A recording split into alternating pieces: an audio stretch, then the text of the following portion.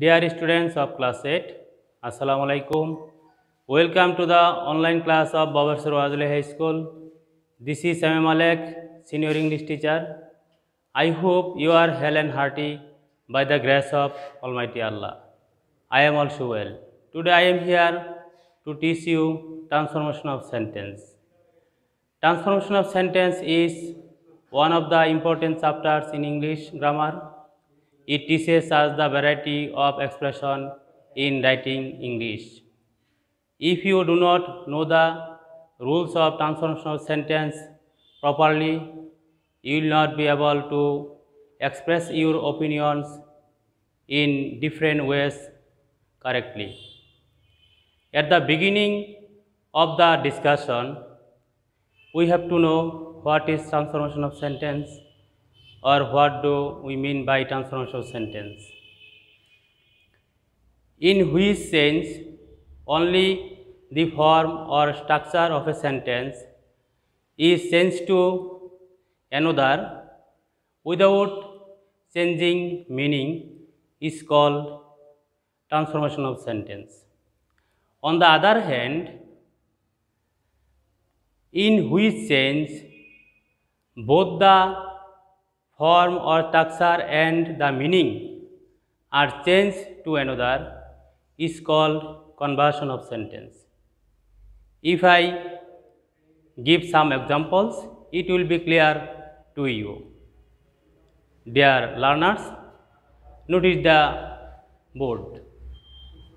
I have written a sentence, he is a good boy. এই affirmative সেন্টেন্সটি যদি আমি নেগেটিভ করি তাহলে দাঁড়ায় he is not a bad boy, সে একজন খারাপ ছেলে নয়। আমি তোমাদের ইতিপূর্বে বলেছি ট্রান্সফরমেশন সেন্টেন্স হচ্ছে যে পরিবর্তনে রূপের পরিবর্তন হয়, অর্থের কোনো পরিবর্তন হয় না, তাকে বলে ট্রান্সফরমেশনাল সেন্টেন্স। আমি আবারও বলছি, যে পরিবর্তনে রূপের পরিবর্তন হয়, অর্থের কোনো পরিবর্তন হয় না, তাকে বলা হয় ট্রান্সফরমেশন অফ সেন্টেন্স। তাহলে আমার সংজ্ঞা অনুযায়ী বাক্যের পরিবর্তনটি যথার্থ হয়েছে। He is a good boy, সে একজন ভালো ছেলে। কিন্তু যখন আমি নেগেটিভ করেছি তখন তার অর্থ দাঁড়িয়েছে he is not a bad boy, সে একজন খারাপ ছেলে নয়। শুধু রূপের পরিবর্তন হয়েছে কিন্তু অর্থের কোনো পরিবর্তন ঘটেনি। তোমরা লক্ষ্য করো, নিচে আরেকটি বাক্য লেখা হয়েছে হি is not a good boy, যার অর্থ হয়েছে সে ভালো ছেলে নয়। কিন্তু এই বাক্যটি যখন আমি প্রথম লিখেছি তখন অর্থ হয়েছে সে একজন ভালো ছেলে, কিন্তু যখন নেগেটিভ করা হয়েছে তখন তার অর্থ হয়েছে সে ভালো ছেলে নয়। এই পরিবর্তনটিকে বলা হয় কনভার্সন অফ সেন্টেন্স, অর্থাৎ যে পরিবর্তনে রূপেরও পরিবর্তন হয় এবং অর্থেরও পরিবর্তন ঘটে তাকে বলা হয় কনভার্সন অফ সেন্টেন্স। সুপ্রিয় শিক্ষার্থী, আমার মনে হয় তোমরা এতক্ষণে যে ট্রান্সফরমেশন অফ সেন্টেন্স সম্পর্কে সম্যক ধারণা লাভ করেছ। তবে আজ আমরা তোমাদের সাথে অ্যাফার্মেটিভ সেন্টেন্সকে নেগেটিভ সেন্টেন্সে রূপান্তর করার যে নিয়মগুলো আছে সেই নিয়মগুলো এক এক করে আলোচনা করব। চলো শুরু করা যাক।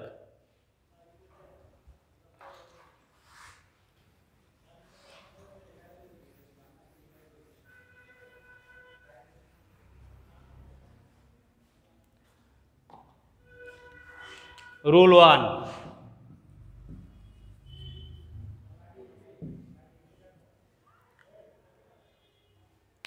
রুল 1 হচ্ছে অ্যাফার্মেটিভ সেন্টেন্সে যদি অনলি বা অ্যালোন থাকে আর তা যদি কোনো ব্যক্তি বা সৃষ্টিকর্তাকে নির্দেশ করে তাহলে সেন্টেন্সটিকে নেগেটিভ করার সময় উক্ত অনলি বা অ্যালোন উঠিয়ে দিয়ে নান বাট ব্যবহার করতে হয়। আমি আবারও বলছি, অ্যাফার্মেটিভ সেন্টেন্সে যদি অনলি বা অ্যালোন থাকে আর তা যদি কোনো ব্যক্তি বা সৃষ্টিকর্তাকে নির্দেশ করে তাহলে সেন্টেন্সটিকে নেগেটিভ করার সময় উক্ত অনলি বা অ্যালন উঠিয়ে দিয়ে নান বাট ব্যবহার করতে হয়। আর অনলি বা অ্যালন যদি কোনো বস্তুকে নির্দেশ করে তাহলে নেগেটিভ করার সময় অনলি বা অ্যালন উঠিয়ে দিয়ে নাথিং বাট ব্যবহার করতে হয়। আর অনলি যদি কোনো বয়স বা সংখ্যাকে নির্দেশ করে তাহলে অনলি উঠিয়ে দিয়ে নট মোর দেন বা নট লেস দেন ব্যবহার করতে হয়। চলো উদাহরণের মাধ্যমে বিষয়টি আমরা পরিষ্কার করি।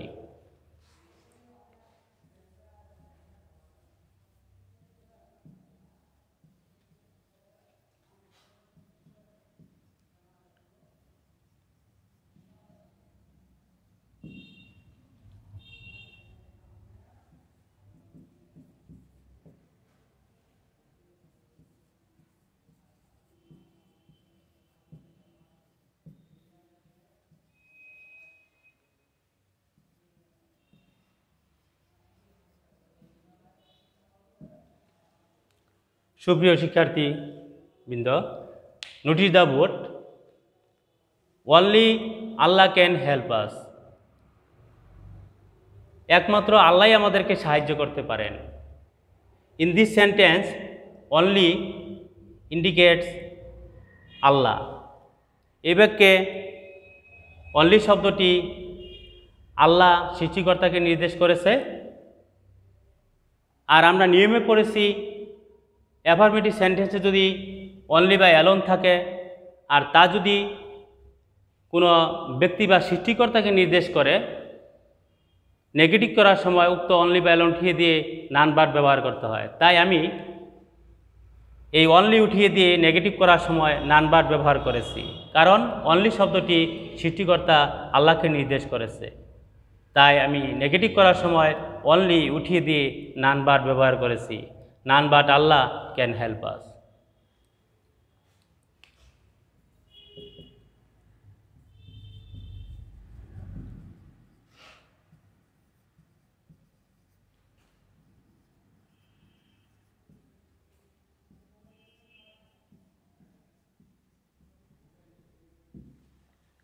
লক্ষ্য করো, করিম অ্যালন ওয়েন্ট টু ঢাকা। কেবল করিম ঢাকা গিয়েছিল। এই বাক্যে অ্যালন শব্দটি করিমকে নির্দেশ করেছে। আমরা নিয়মে পড়েছি অ্যালন যদি অনলি যদি ব্যক্তি বা সৃষ্টিকর্তাকে নির্দেশ করে তাহলে অনলি বা অ্যালন উঠিয়ে দিয়ে নান বাট ব্যবহার করতে হয়। তাই আমরা যদি এই বাক্যটিকে নেগেটিভ করি তাহলে দাঁড়াবে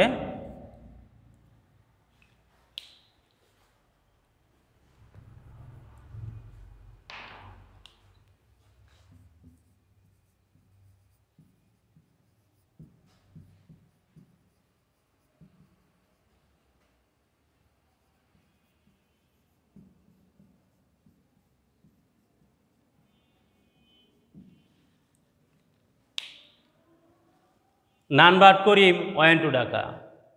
আমরা দেখতে পাচ্ছি অ্যালন শব্দটি করিম শব্দের পরে বসেছে, কিন্তু যখন নেগেটিভ করা হয়েছে নান বাট শব্দটি করিমের পূর্বে ব্যবহার করা হয়েছে। কারণ অনলি বা অ্যালন যাকে নির্দেশ করবে সেটি যদি তারপরেও ব্যবহার হয় অ্যাফার্মেটিভ সেন্টেন্সে, কিন্তু যদি যখন নেগেটিভ করা হবে তখন তার পরিবর্তে নান বাট শব্দটি যাকে নির্দেশ করেছে তার পূর্বে ব্যবহার করতে হবে। আর যদি অনলি বা অ্যালন কোনো বস্তুকে নির্দেশ করে তাহলে অনলি বা অ্যালন উঠিয়ে দিয়ে নাথিং বাট ব্যবহার করতে হয়। চলো উদাহরণ দিয়ে বিষয়টি পরিষ্কার করা যাক।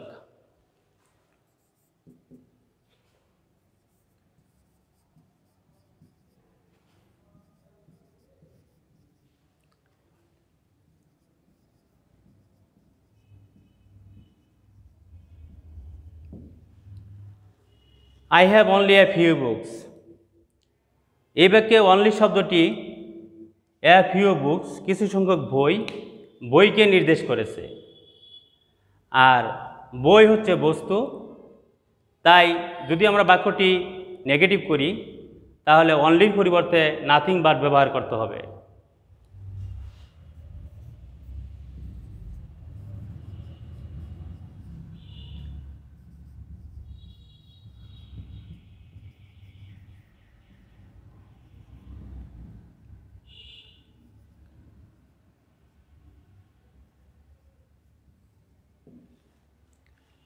নেগেটিভ করলে সেন্টেন্সটি দাঁড়িয়েছে I have nothing but a few books. আমি আবারও বলছি, অনলি শব্দটি যদি বস্তুকে নির্দেশ করে, নেগেটিভ করার সময় অনলি উঠিয়ে দিয়ে নাথিং বাট ব্যবহার করতে হয়। তা আমরা দেখতে পাচ্ছি এই বাক্যে অনলি এ ফিউ বুকস, কিছু সংখ্যক বই, বই বস্তুকে নির্দেশ করেছে, তাই নেগেটিভ করার সময় অনলি উঠিয়ে দিয়ে নাথিং বাট ব্যবহার করা হয়েছে। আর অনলি যদি বয়স বা সংখ্যাকে নির্দেশ করে, তাহলে নেগেটিভ করার সময় উক্ত অনলি উঠিয়ে দিয়ে নট মোর দেন বা নট লেস দেন ব্যবহার করতে হয়। লক্ষ্য করো,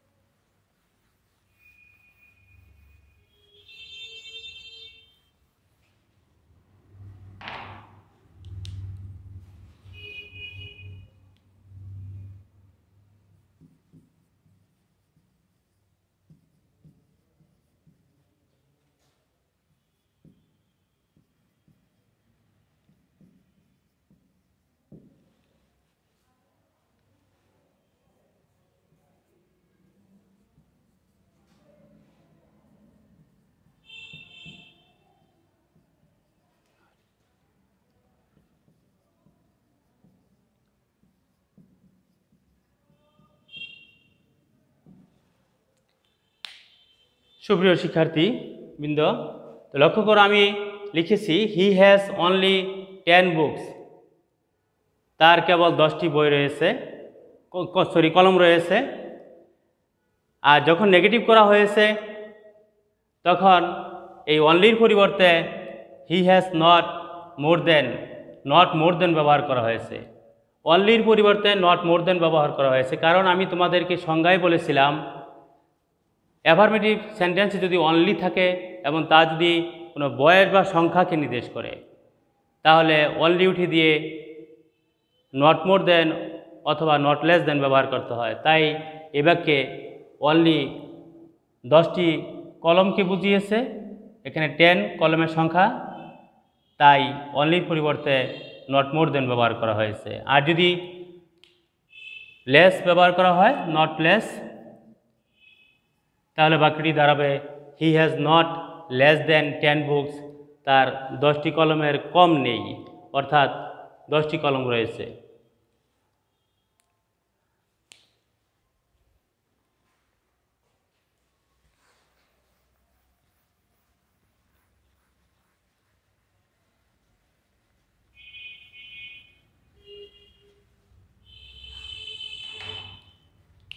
রুল 2,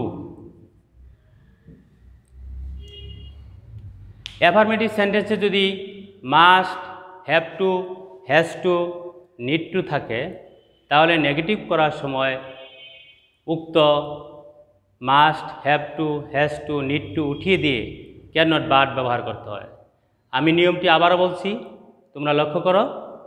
অ্যাফার্মেটিভ সেন্টেন্সে যদি must, have to, has to, need to থাকে, তাহলে সেন্টেন্সটিকে নেগেটিভ করার সময় উক্ত must, have to, has to, need to উঠিয়ে দিয়ে ক্যান নট বাট অথবা ক্যান নট হেল্প ব্যবহার করতে হয়। তবে ক্যান নট হেল্প ব্যবহার করলে ভার্বের সাথে আইএনজি যোগ করতে হয়। উদাহরণ দিলে বিষয়টি পরিষ্কার হবে তোমাদের কাছে।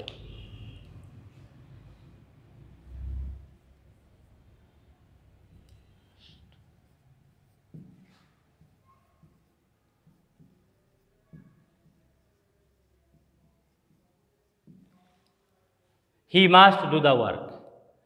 আমরা যদি এই সেন্টেন্সটিকে নেগেটিভ করি, তাহলে দাঁড়াবে he can not but do the work,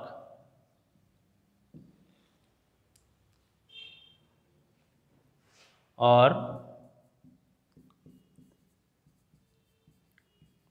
he cannot help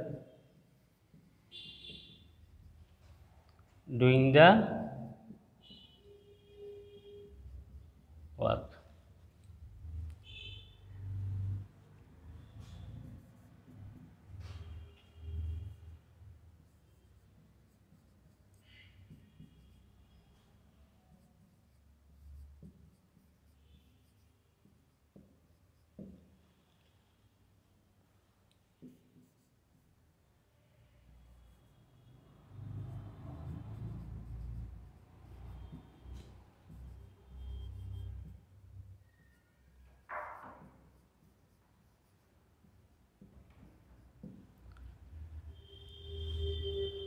সুপ্রিয় শিক্ষার্থীবৃন্দ, লক্ষ্য করো আমি আরেকটি উদাহরণ লিখেছি। I have to catch fish, আমাকে মাছ ধরতে হবে। আমি নিয়মে বলেছিলাম হ্যাভ টু থাকলেও নেগেটিভ করার সময় হ্যাভ টুর পরিবর্তে ক্যান নট বাট ব্যবহার করতে হয়, তাই আমি এই সেন্টেন্সটিকে নেগেটিভ করার সময় ক্যান নট বাট ব্যবহার করেছি। আর যদি কোনো অ্যাফার্মেটিভ সেন্টেন্সে হ্যাড টু অথবা নিডেড টু থাকে, তাহলে নেগেটিভ করার সময় উক্ত হ্যাড টু বা নিডেড টু উঠিয়ে দিয়ে কুড নট বাট ব্যবহার করতে হয়। আমি আবার বলছি, যদি কোনো অ্যাফার্মেটিভ সেন্টেন্সে হ্যাড টু বা নিডেড টু থাকে, তাহলে নেগেটিভ করার সময় উক্ত হ্যাড টু অথবা নিডেড টু উঠিয়ে দিয়ে কুড নট বাট ব্যবহার করতে হয়।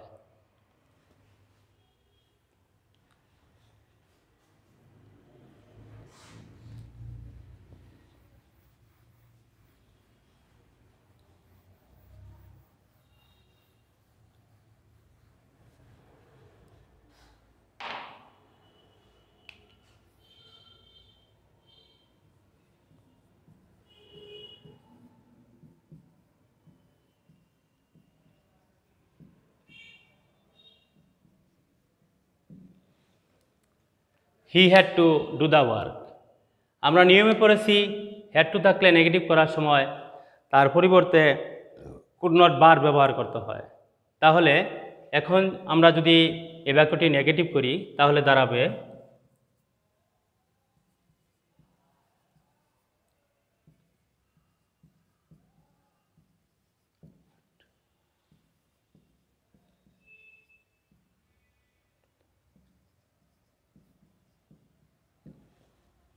আর যদি এখানে কুড নট হেল্প ব্যবহার করা হয়, তাহলে ভার্বের সাথে আইএনজি যোগ করতে হবে, he could not help doing the work. তো সুপ্রিয় শিক্ষার্থীবৃন্দ, আমরা ইতিমধ্যে দুটি নিয়ম শেষ করেছি। এখন আমরা তৃতীয় নাম্বার নিয়মে চলে যাব।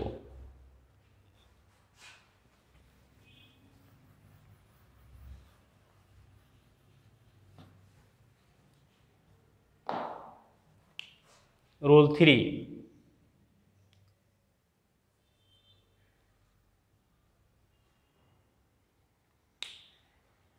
রুল 3, অ্যাজ সুন এজ যুক্ত অ্যাফার্মেটিভ সেন্টেন্সকে নেগেটিভ সেন্টেন্সে পরিণত করতে হলে অ্যাজ সুন এর জায়গায় নো সুনার হেড বসে, প্লাস সে বাক্যের কর্তা বসে, প্লাস সে বাক্যের মূল ভার্বের পাস্ট পার্টিসিপল ফর্ম বসে, প্লাস বাকি অংশ বসে, প্লাস কমা উঠে দেন বসে, প্লাস দ্বিতীয় বাক্যটি বসে।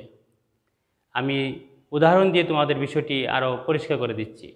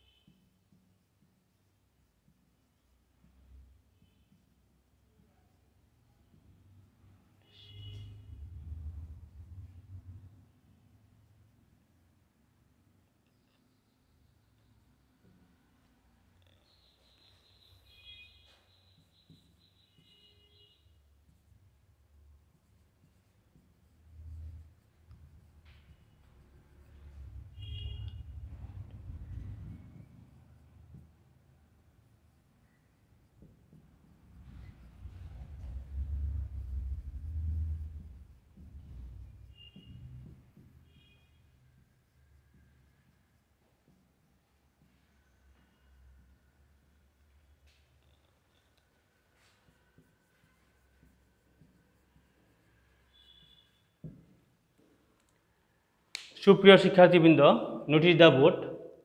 As soon as the thief saw the police he ran away. আমি তোমাদের সাথে বলেছি অ্যাজ সোন অ্যাজ যুক্ত অ্যাফার্মেটিভ সেন্টেন্সকে নেগেটিভ করতে হলে অ্যাজ সোন অ্যাজের জায়গায় নো সোনার হেড বসে। তো লক্ষ্য করো, আমি এই অ্যাজ সোন অ্যাজের পরিবর্তে নো সোনার হেড ব্যবহার করেছি।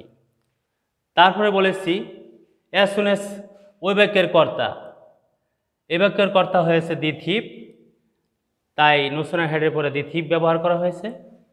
এরপরে ওই বাক্যের মূল ভার্বের পাস্ট পার্টিসিপল ফর্ম বসে, স ভার্ব এর পাস্ট পার্টিসিপল হচ্ছে সিন। এরপরে সেন্টেন্সের বাকি অংশ দি পুলিশ, এরপরে কমা উঠিয়ে দিয়ে দেন ব্যবহার করা হয়েছে। এরপর দ্বিতীয় সেন্টেন্স হি র্যান অ্যাওয়ে লেখা হয়েছে। আমি আবারও বলছি, অ্যাজ সোন এর যুক্ত অ্যাফার্মেটিভ সেন্টেন্সকে নেগেটিভ করতে হলে অ্যাজ সোন এর জায়গায় নো সোনার হেড ব্যবহার করতে হয়। আমি তাই অ্যাজ সোন এর জায়গায় নো সোনার হেড ব্যবহার করেছি। এরপর ওই বাক্যের কর্তা বসে, এই বাক্যের কর্তা হচ্ছে দি থিপ ব্যবহার করা হয়েছে। এরপর ওই বাক্যের মূল ভার্বের পাস্ট পার্টিসিপল ফর্ম বসে, এই বাক্যের মূল ভার্ব হচ্ছে স, এর পাস্ট পার্টিসিপল ফর্ম সিন ব্যবহার করা হয়েছে। তারপরে ওই বাক্যের বাকি অংশ দি পুলিশ ব্যবহার লেখা হয়েছে। এরপর কমা উঠে দেন ব্যবহার করা হয়েছে। এরপর দ্বিতীয় সেন্টেন্সটি লেখা হয়েছে।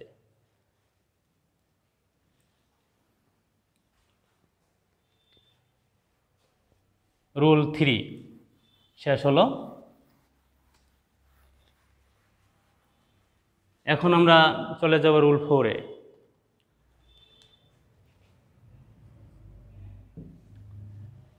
এভরি যুক্ত অ্যাফার্মেটিভ সেন্টেন্সকে নেগেটিভ করতে হলে এভরির পরিবর্তে দেয়ার ইজ নো, এরপর এভরির পরের শব্দটি বসে, প্লাস বাট বসে, প্লাস সেন্টেন্সের বাকি অংশ বসে। আমি তোমাদের কাছে নিয়মটি আবারও বলছি, এভরি যুক্ত অ্যাফার্মেটিভ সেন্টেন্সকে নেগেটিভ সেন্টেন্স করতে হলে এভরি উঠিয়ে দিয়ে দেয়ার ইজ নো বসাতে হয়, তারপর এভরির পরের শব্দটি বসাতে হয়, তারপর বাট বসাতে হয়, তারপর সেন্টেন্সের বাকি অংশ ব্যবহার করতে হয়। একটু উদাহরণ দিলে বিষয়টি তোমাদের কাছে পরিষ্কার হয়ে যাবে।